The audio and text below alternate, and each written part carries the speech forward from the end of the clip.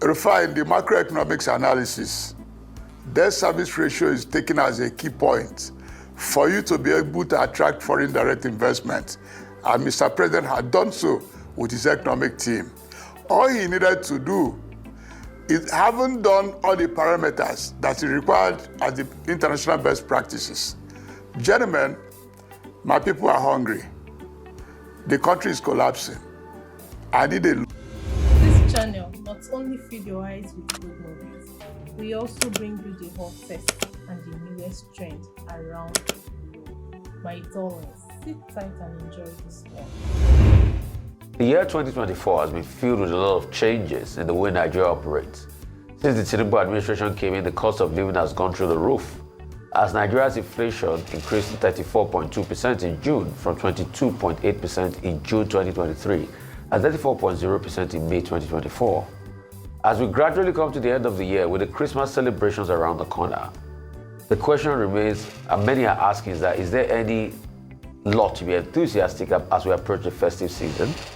Joining us now on the show to discuss state of the nation as regards Nigeria, as Nigeria continues to adjust to the harsh economic reality as we come to the end of the year, is Osita Chukwuchukwu, former Director General of the Voice of Nigeria, VON. He would also shed light on the recent remarks advising President Bola Tinubu to be aware of governors and special interests before they kill his two progressive milestones. Welcome to the show.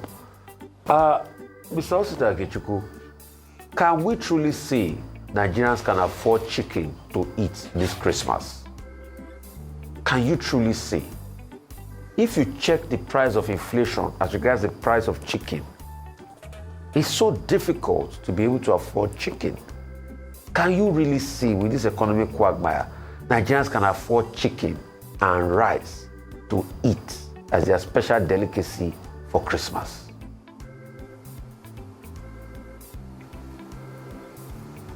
Good morning, Rufai.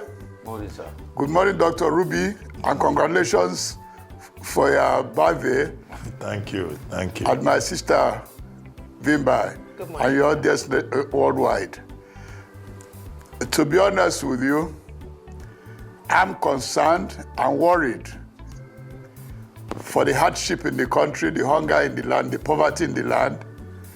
And it pains me that for over going to 4 decades now, the Nigerians are dangerously sliding towards multidimensional poverty.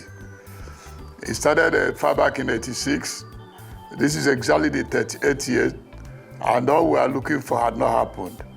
But I think Mr. President Bola Ahmed Tinubu appreciates the suffering in the land.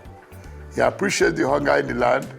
He has set the parameters in terms of undertaking some economic policies that require some bold and courageous decisions, like the fuel subsidy, the issue of the exchange rate, and he had reduced our debts. I think the only missing link, and what can answer your question, Rufai, is that there are the foreign angle on what I'm expecting Mr. President to do, which I also understand from his inner cycle that he's about doing. He had prepared the ground for the international community to know that we mean business by the policies he had adopted and the fiscal discipline that his regime had engaged in. I think he's in a position today, if he musters the courage, because we see President Obasanjo, we are persuading him, if he had prepared ground for the international community, go ahead and borrow hugely. It had been done all over the world. If Mr. President borrowed about $50 billion to attack our energy sector, both on the issue of fuel and the issue of electricity, our country will return to normal and the Nigerians will breathe. Okay. That is the foreign angle.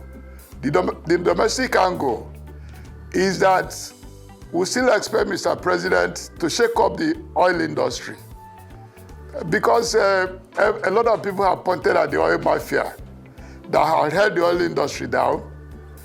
The GMD of NMPCL, yes, with the team they are doing very well, but their best is not the best to the Nigerian community. And they were told in primary physics that if there's no distance covered, no work done, they have not done any work. We are going back to about over 20 years, 10 years, we could not repair even one refinery to reduce the price of petrol and other derivatives. But I still expect, Mr. President, that if I'm in his position, I will go with the advisory of the Trade Union Congress that I can bring down the price of the PMS. Because in a barrel of oil, there are about 10 derivatives. The PMS comes first with about 20 gallons in the 42 gallons that makes a barrel. There's diesel, there's the fuel oil, lubricants, gas. He can make the money in gas and others because it's been discovered that the pump price affects every price in the country. The food inflation is basically because of the cost of the pump price. So if I'm in a position with Mr. Tinubu, I will take the bull by the horn.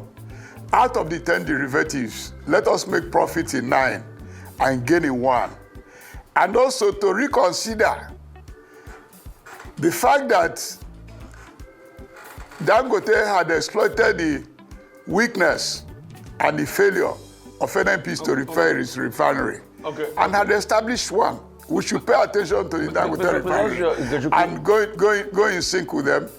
Before you go, I just want to, you said our debt has not gone down. In fact, our debt increased from 91 trillion to about 134 trillion now, as at the end of October 31st this year.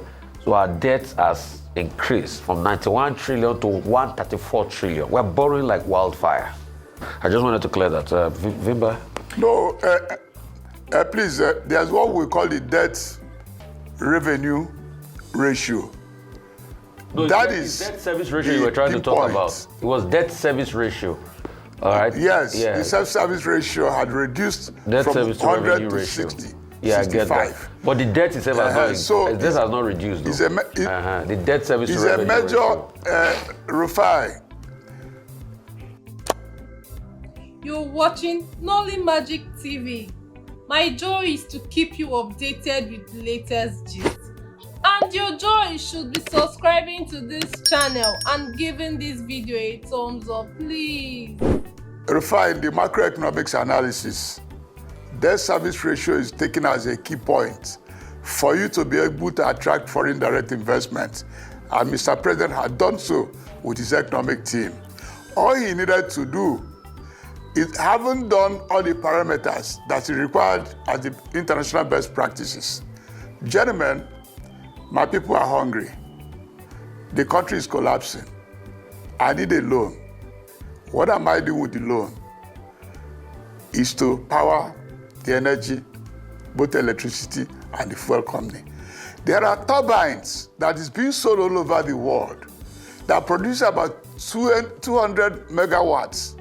Those turbines can be produced en masse, lined up in the whole Niger Delta and screwed to the grid.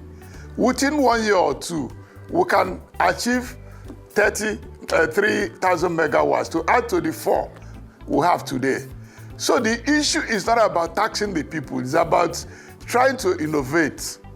And immediately, the international community have seen that you have done what Mr. President has done. You are no more leaving the people on the freebie. You tell them, the people cannot die, as Rufai said, that they must put food on their table. If you just allow that me today to is becoming interject, difficult to because we don't have much time. Still in the interests of, the budget and what the government can do for the nation and the people, we know that the oil price is currently hovering at the early 70s price. $71 is what we're looking at this morning, which is well below our budget, our estimated figure for our working budget of $77.6. Are you seeing any concern or any activity, anything being put in place by this government to plan for the fact that the oil price is dipping and we're an oil producing nation that depends on oil? Are you seeing any positive body language that assumes that from the next budget cycle we have made alternative arrangements? Your question is very germane.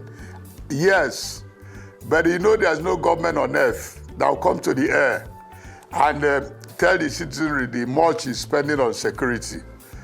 President Bola Ahmed Tinubu has spent deep and huge and continue to spend. So the security situation is improving both in the Niger Delta, and the oil production will accordingly go with it. And luckily, the foreign direct investment we are getting today, more is from the oil sector. Why is it so? Because they have seen the security of that region is better guaranteed than it used to be before. So there's a light at the end of the tunnel. But the only problem we have is how do we settle the people? So what are the facts saying that there's been an increase in investment into the oil sector? Because last I checked, there's more people pulling out and opting for markets like Angola. My sister, we are not saying they are not pulling out.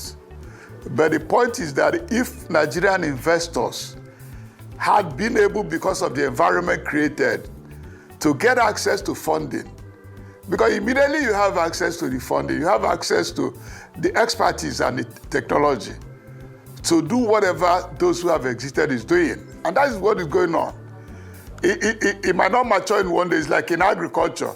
What Mr. President is doing in agriculture, you might not see it today, but in the next year, after the harvest, we will see much he has done in agriculture. But the point of the matter is that what I'm saying is that Mr. President needs to shake up the oil industry. He needs to also look to those who are hampering the electricity chain, the transmission apparatus, and others. And if there are discos that have failed, for God's sake, there is a line in the agreement we had with those it was privatized to, that if you do not do well, the Nigerian state will recover their assets. Because we have suffered enough on that. Okay. I just pray that he has the political will to do so. Mr. Okechukwu, just before we go, another subject. Yesterday, the annual conference, the biennial conference of the Nigerian Guild of Editors started in Yenagoa, Bayelsa. And the Minister of Information representing the President was talking about the achievements of this administration. We started this program by interrogating some of the claims made on behalf of the President.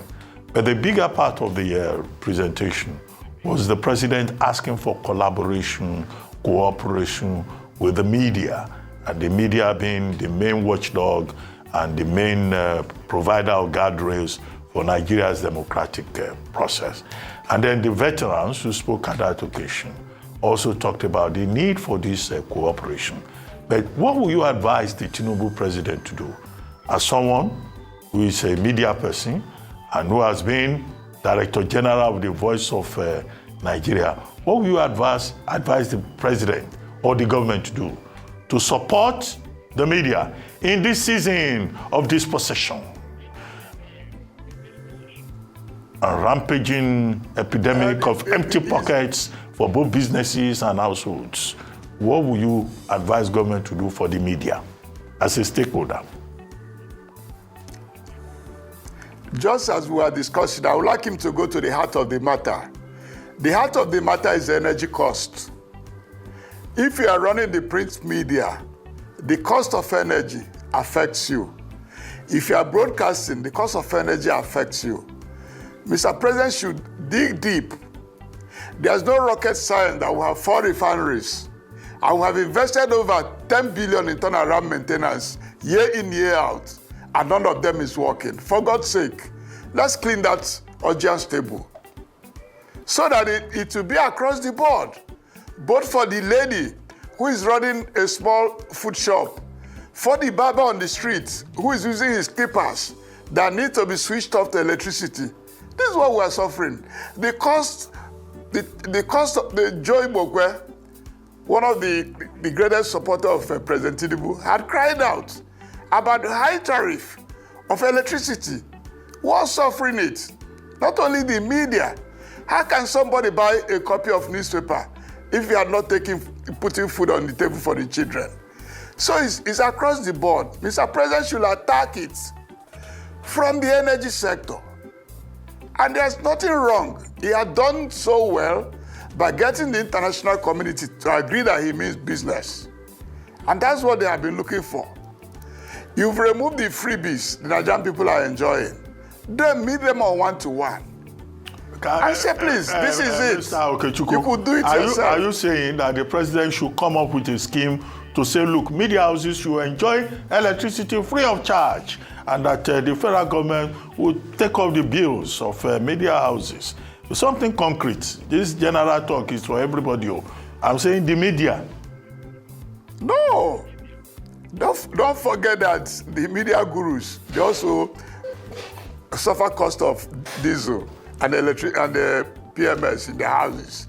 I'm saying across the board, the reduction process had to be across the board. The media should be helped, but it's better not about palliatives. It's about concrete, and the energy is the heart of the economy, both for the poor, the rich, and the super rich. That's my submission. Okay, on that note, I would like to thank you very much, Mr. Osita Okechukwu, former Director General of the Voice of Nigeria. Thank you for having stayed to the end of this video. You made me really happy. One more thing, click on the notification bell so anytime I upload a video, you will be the first to be notified. See you on the next one.